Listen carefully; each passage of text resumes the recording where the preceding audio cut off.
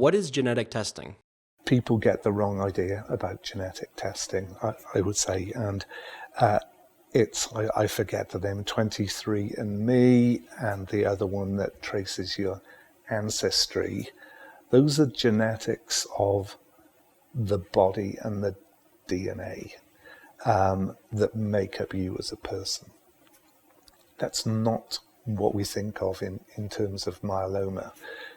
Cancer is a genetic disease, and the genetics of that are abnormalities in mutation, chromosomal translocations from one region to another, mutations. I explained about mutations where genes are inactivated or overactivated, and then we're trying to get to grips with epigenetics. And so that's what we mean about it, is the cancer cells have gone wrong.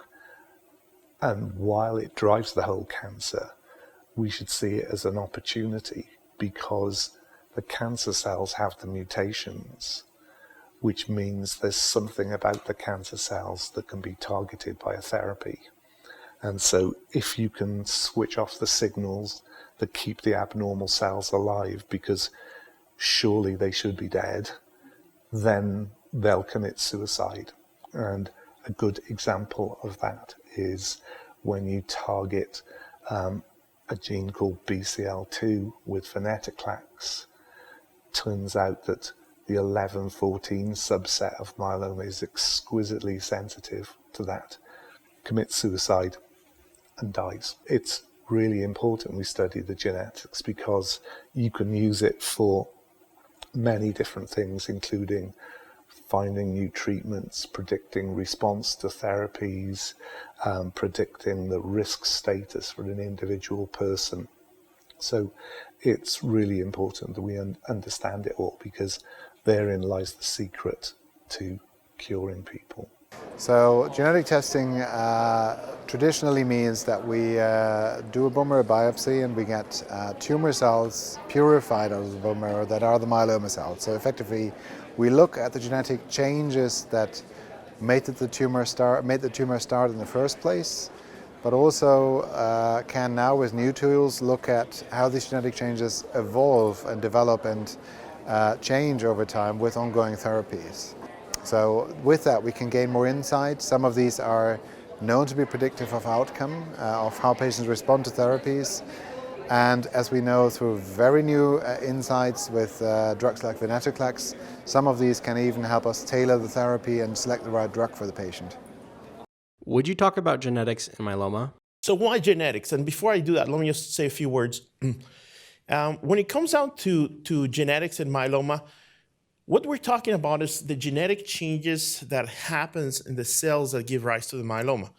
And I cannot emphasize this enough. We're not talking about genetics as we think of them, that we pass on from generation to generation.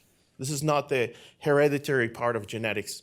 These are hiccups that happen in those myeloma cells that make them become the myeloma cells. In no small part, we know about this because of the work of people by Dr. Berg-Sago, that we understand that little hiccups is what gave rise to multiple myeloma. Now, like if you're writing a story and you put a typo, almost always nothing happens and you laugh and you see the typo. But every now and then, missing a comma or the wrong typo can change the whole meaning of a story. And that's what happens with the genetic changes in myeloma. Those typos, we know which ones they are. We know which ones are the ones that happen on a regular basis. And now what we're doing, and have been doing for some time, we can use that information to think, okay, this is a myeloma that is more likely perhaps to be a bit more aggressive, or this is a myeloma that's going to be more stubborn but less aggressive, or this is a myeloma situation where we have to think about a different drug. That is the value of genetics, number one. Number two, these genetics are not present in any other cell of your body. They're just exclusively present in the myeloma cells. So the muscle cells, the bone cells, our heart, our brain, everything is normal.